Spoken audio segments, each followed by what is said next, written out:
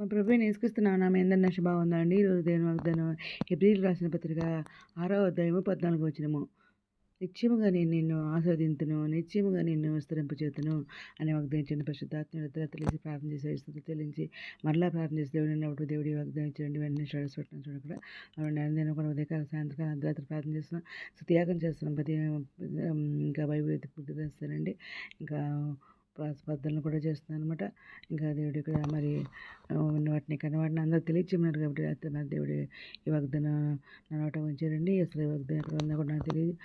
నిశ్చయంగా నిన్ను ఆస్వాదించును, నిశ్చయంగా నిన్ను విస్తరింపచేతును అని ఆ మాట అన్నట్టు రాగా నేను గూగుల్లో కొట్టుకొచ్చి చూసాను అనమాట. అంతా కూడా ఇక్కడ ఉందని చూస్తే అప్పుడు ఎబ్రీ పత్రిక 6వ అధ్యాయం 14వ వచనంలో ఉందని చూసి ఇక మరి ఇప్పుడు అన్ని షటర్స్ పెట్టుకున్నాను. తర్వాత ఇప్పుడు ఇటు పెడుతున్నానండి. ఇక్కడ దేవుడు మరి అబ్రహామునకు దేవుడు చేసిన వాగ్దానం ఏంటంటే ఇక్కడ మరి ఆదికాండము 22వ అధ్యాయము 16-17 వచనాలు, నీవు నీకు ఒక్కడే ఉన్న నీ కుమారుని వెనుక తీయక ఈ కార్యం చేసినందున నేను నిన్ను ఆశీర్వదించి ఆకాశ నక్షత్రం వలెను సముద్ర తీరమందలి ఇసుక వలెను నీ సంతానమును నిశ్చయముగా విస్తరింపచేసేదను.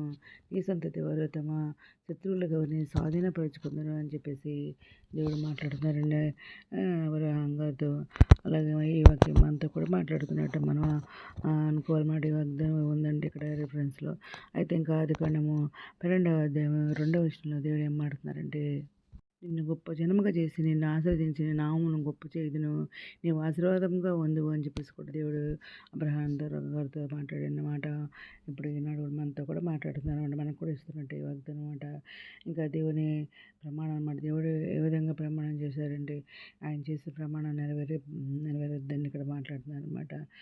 మానవుడైతే మాట తప్పుతాడేమో కానీ నరుడు మాట మీరు నమ్ముతున్నారు, నా మాట నమ్మరా, నేను మాట ఇచ్చి నెరవేర్చే దేవుడిని కదా అని అంటున్నారు అనమాట. దేవుని ప్రమాణం చేస్తున్నారు. ఏమనంటే హెబ్రీ పత్రిక 6వ అధ్యాయం 13వ వచనంలో, దేవుడు అబ్రహామునకు వాగ్దానం చేసినప్పుడు తనకంటే ఏ గొప్పవాని తోడు అని ప్రమాణం చేయలేకపోయాను కనుక అని చెప్పేసి ఇక్కడ మాట్లాడుతున్నారు అనమాట.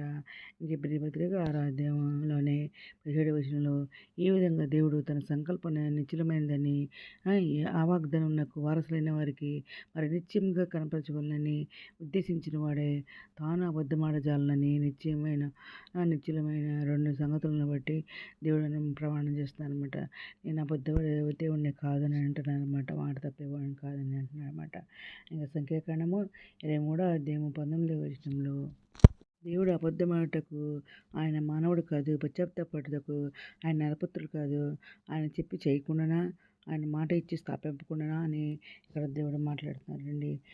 ఇంకా మరి క్రైస్తవ జీవితంలో దేవుని నిరీక్షణ ఎలా ఉంటుందంటే మనం నిరీక్షించాలి. ఆయన వాగ్దానం ఇచ్చాడు కాబట్టి మన నిరీక్షణతో ఎలా వేచి ఉండాలంటే తీతు రాసిన పత్రిక 1వ అధ్యాయం 2వ వచనంలో, నిత్య జీవమును గుర్చిన నిరీక్షణతో కూడిన భక్తికి ఆధారమగు సత్య విషయమైన అనుభవజ్ఞాన నిమిత్తమును దేవుని దాసుడను యేసుక్రీస్తు అపొస్తలుడైన పౌలు మన అందరి విశ్వాస విషయంలో ఇక్కడ అన్ని రాసి ఉందండి. మరి అందరం విశ్వాసంతో ప్రార్థన చేస్తే తప్పకుండా మన ప్రార్థన గురించి మన నిత్య జీవానికి వారసులు చేసే దేవుడు మంచివాడు అనమాట.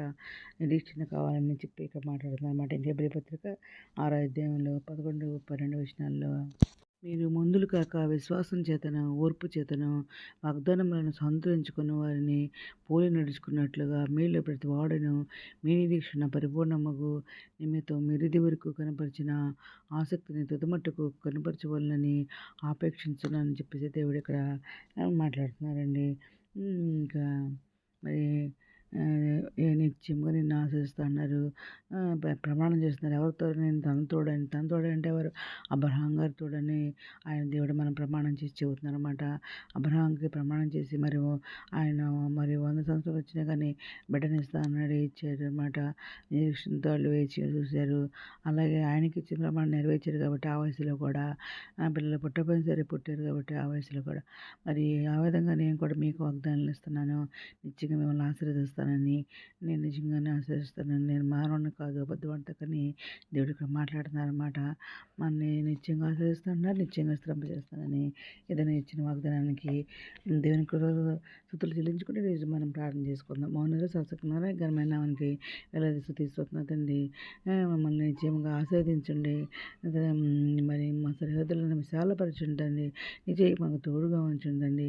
మా కీడు రాకుండా దానిలో మమ్మల్ని తప్పించండి. మీతో రానే మీరు చేయండి. మీ అందరూ సిద్ధపడ్డ కృప చెప్పమని ఎత్తపడే గుంపులో ఉండే భాగం దయచేయమని మా ప్రభు పేరక్షణ యేసుక్రీస్తు పరిశుద్ధమైన నామమున అడిగి వేడుకొని ప్రార్థిస్తున్నాను తండ్రి. ఆమేన్. మీ అందరి ప్రార్థనలో మా కుటుంబం కొంచెం కూడా ప్రయత్నం మనం చేసుకుంటున్నాం అండి. ప్రభు సేవలో మీ సహోదరి. God bless you.